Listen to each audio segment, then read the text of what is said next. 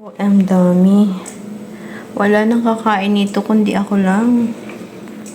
Sabi ng employer ko, ikaw nang bahala dyan. Ito ay baka. Inoben nila to. Tapos yan. Yung tira to nung last week. So, okay pa naman. So, nakakasayang naman itapon. Ano kayang gagawin ko dito? Ipaksiw ko na lang? O kaya, gawin kong tapa? Beef tapa? Ay, maganda dito. I-adobo? Ano kaya? Bahala na. Ito nga at nag-prepare na ako ng mga sangka para sa ating lulutuin. Ayan.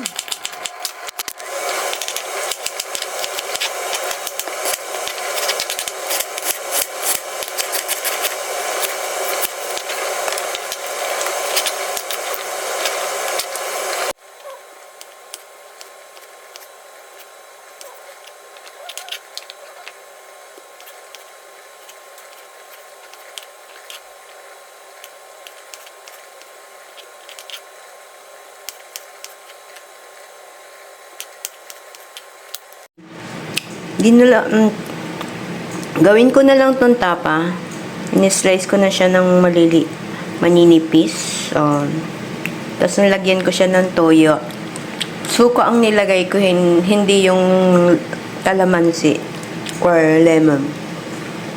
Babad ko na lang to sa suka, toyo, paminta, laurel. May sugar din siya akong nilagay.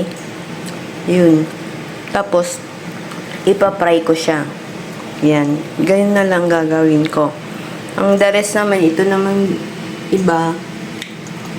Igisa ko na lang, parang adobo na lang siya. Or, adobo with with carrots.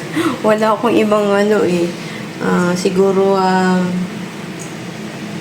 wala naman kasi akong potato. So, gawin ko na lang ganun.